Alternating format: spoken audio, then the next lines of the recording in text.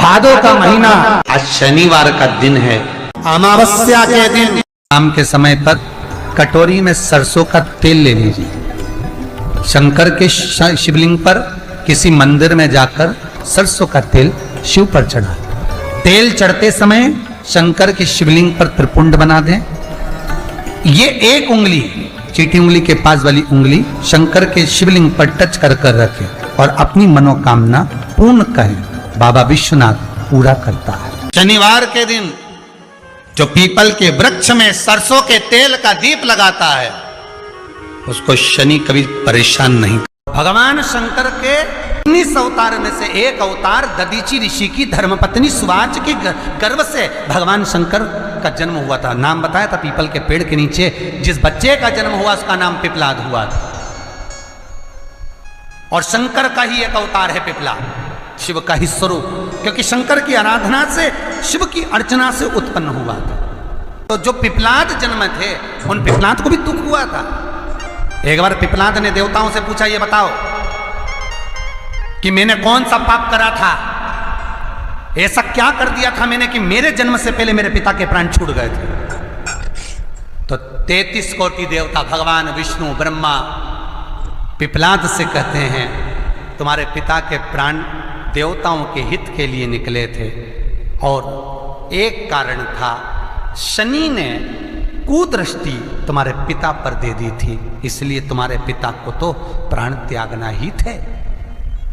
पिपलाद को क्रोध आ गया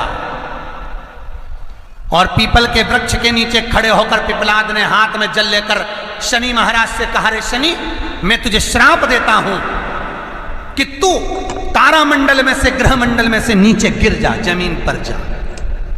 और शनि महाराज जमीन पर गिरने लगा। देवताओं ने आकर पिपलाद की स्तुति करी, क्योंकि शंकर का स्वरूप है पिपलाद। पिपलाद शंकर का स्वरूप, स्तुति करी, आप क्षमा करो शनि देवता को।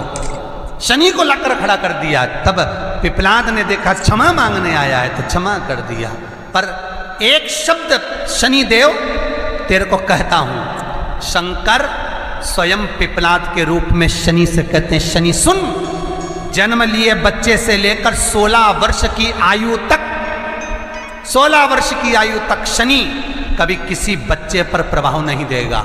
यदि जन्म लिए बच्चे से लेकर 16 वर्ष की आयु तक किसी बच्चे पर शनि की कुदृष्टि पड़ेगी तो शनि तारामंडल से, ग्रह मंडल से जमीन पर गिर जाए।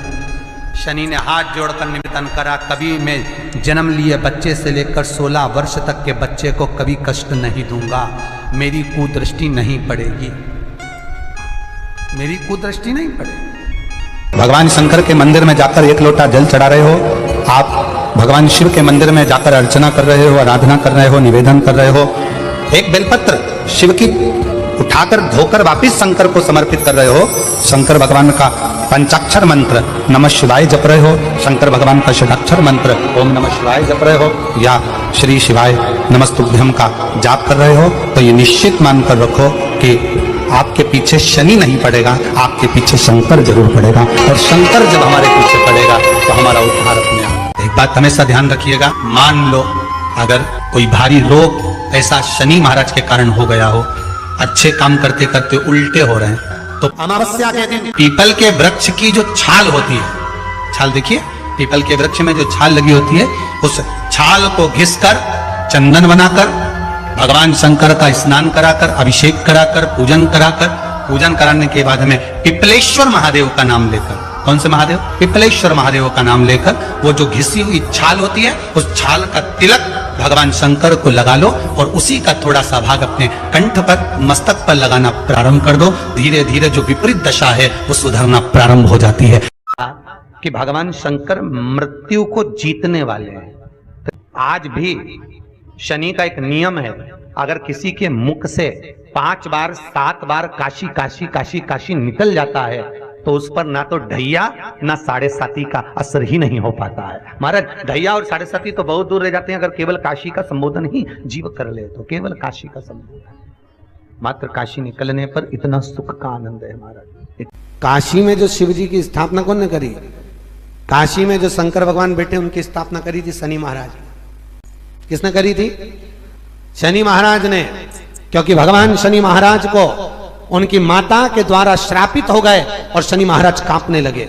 शनि महाराज कांपते कांपते, मैं जाऊं तो जाऊं कहां, करूं तो करूं क्या। महाराज शनि महाराज दौड़े और दौड़कर भगवान भोलेनाथ के पास पहुंचे। हे शंकर, त्रिकालदर्शी, कैलाशी, अविनाशी, कृपा करिए बाबा भोलेनाथ, कृपा करो। क्योंकि दुनिया में 33 करोड़ देवी देवता हैं जिनको शनि लग सकता है, केवल एक, किसको छोड़कर?